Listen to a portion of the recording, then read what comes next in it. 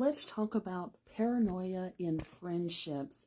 Hi, my name is Dr. Natalie Jones. I've been working for victims and perpetrators of abuse for many, many years now, as well as I've worked in the correctional mental health system for several years. One of the things that we don't talk about in friendships, particularly friendships with women, is paranoia that happens when you have a woman that's extremely male-centered. And so what I mean by that is you have a woman that is, um, you know, again, when you're dealing with narcissistic people, one of the things that happens when people are over the top in their personality disorder or personality traits is paranoia. Um, and that paranoia that how it can look, especially in male-centered friendships, that a lot of, or male-centered women friendships, is that a lot of women don't know until it's too late how paranoid the woman that they're friends with is, or the type of thought process that this woman has about her until it's too late.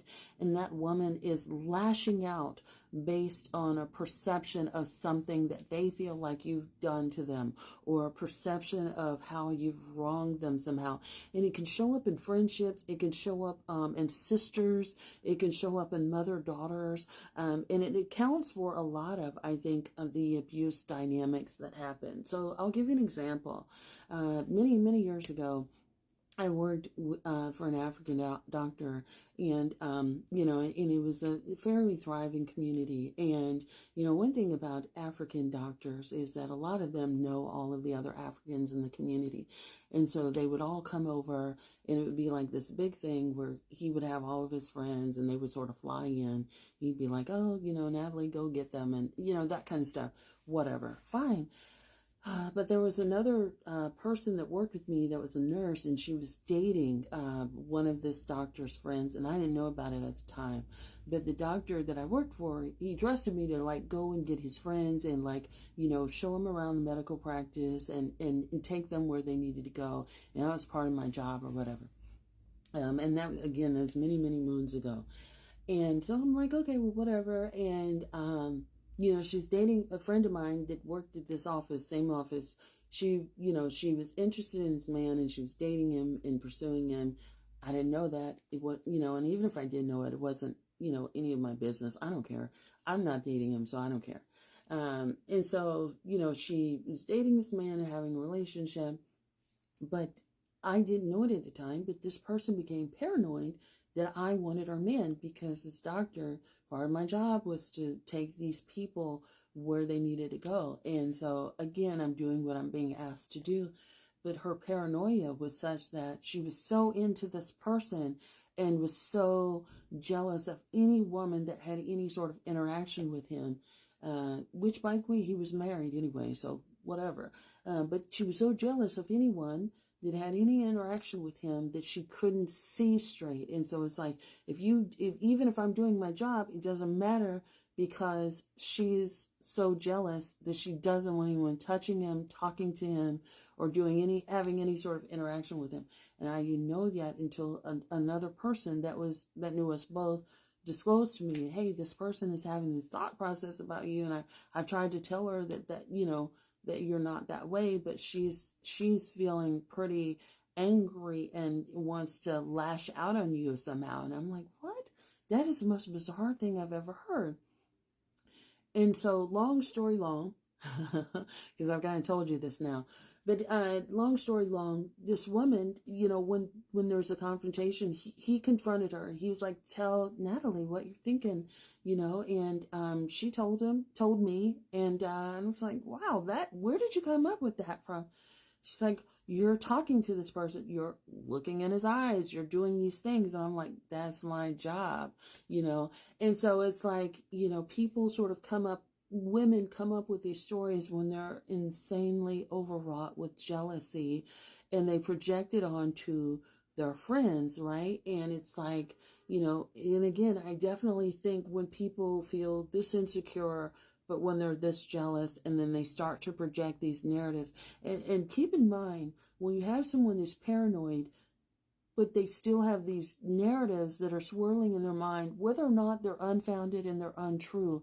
This person is acting as though those things were true. So they may smile in your face one day, but then turn around and lash out at you for an unexplainable reason the next day. And you can almost start to feel like a person is insanely psychotic or unstable, and in some cases even dangerous, because they're acting on, these perceptions of untruths that they have sort of made true to themselves for whatever reason. And a lot of times it has to do with what they're doing in their own, sort of some of the skeletons that they have in their own closet and what they're doing in their own off time.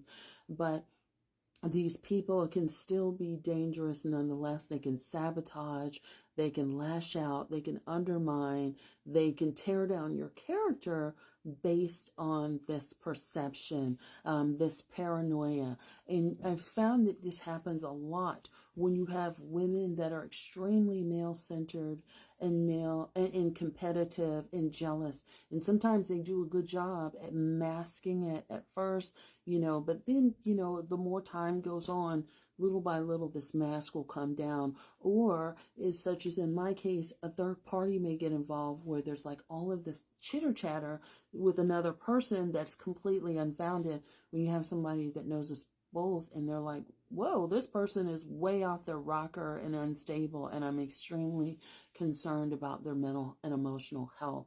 And so that's kind of the thing that would happen when you have a third party, which thankfully was mature enough to confront the situation, pull it out.